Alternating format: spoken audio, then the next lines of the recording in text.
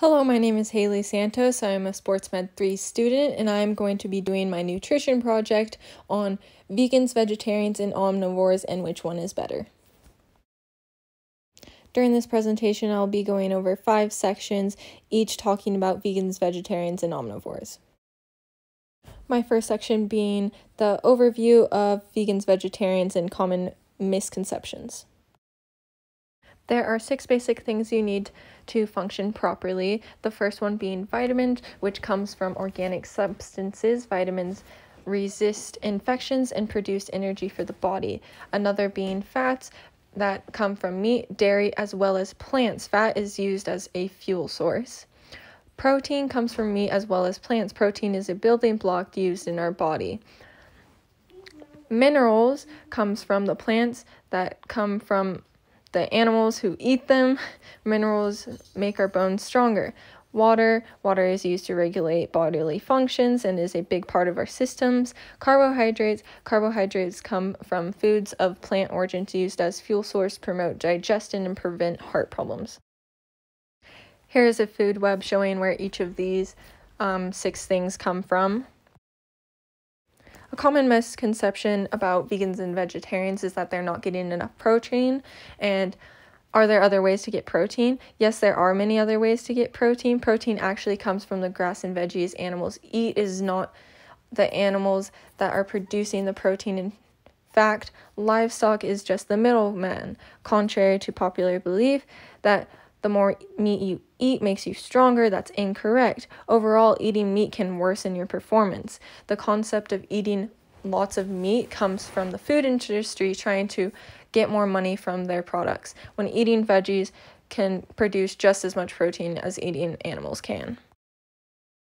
Another common misconception is that vegetarians and vegans don't get enough amino acids, which actually amino acids come from protein, and if protein is already in the veggies and the cows and livestock is just the middleman, you do actually get enough, and there is no need to eat meat or anything else like that.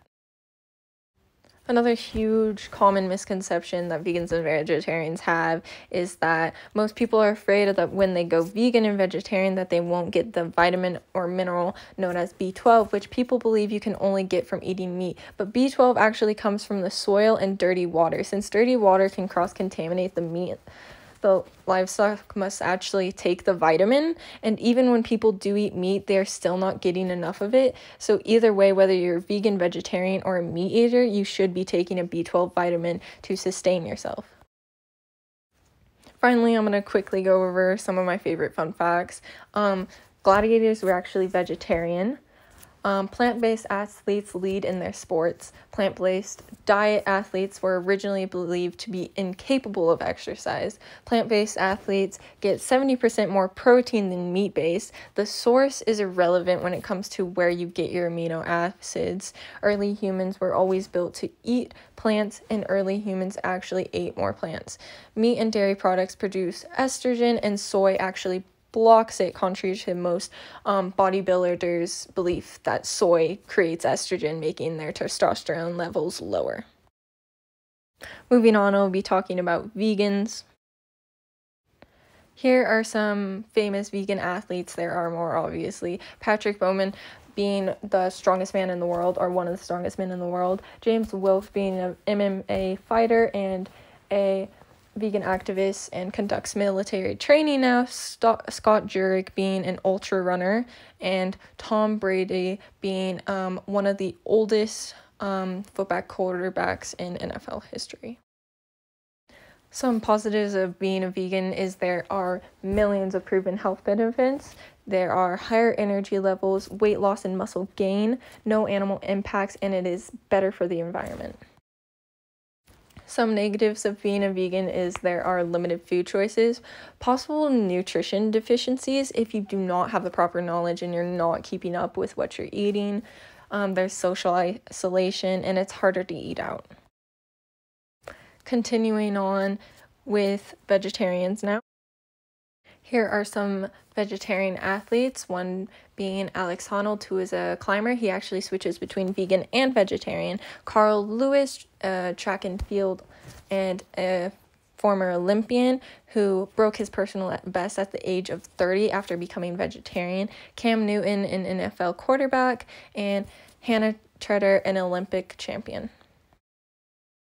The positives of being vegetarian are exactly the same as being vegan, except for the animal impact, of course. As well as the negatives of being vegetarian, they are also the same, but obviously it varies. I will now be moving on to omnivores. Here are some omnivore athletes, one being Michael Phelps, who holds the world record for Olympic medals, Bruce Lee, a martial artist, Shaun White, Olympic snowboarder, and Patrick Mahomes, who is an NFL quarterback. Some positives of being an omnivore is it boosts your energy levels and more protein can be taken in a lesser amount. And the negatives that come with being an omnivore is there are many health problems. It can actually shorten your life. It can worsen your performance during games, and it causes inflammation in your muscles, and it can also cause muscle cramping and strains. Meat is a leading cause in deforestation. Farm animals take a large amount of water and pollute the water. One hamburger is 2,400 liters of water, and 15% of climate change is from livestock. And contrary to belief that fish and chicken can decrease heart problems, that's actually incorrect. It only slows it. It's not just red meat. Finally, moving into the comparison of all three. Here's a Venn diagram showing similarities in each, and the only similarity that all three of them share is that they boost energy levels.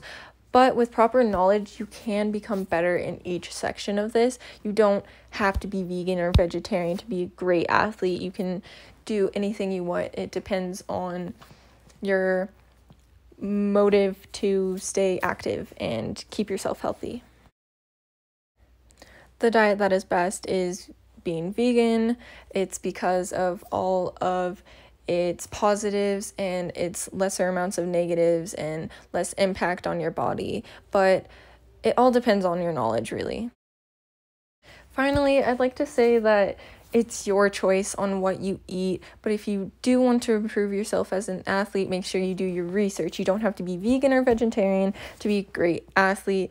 Really, it's your choice. And I know some people take being vegan or vegetarian really seriously. Don't take that into account. It's your choice. It's your body. Choose what you want to do. Overall, thank you for listening, and if you have any questions, feel free to ask me. Have a nice day.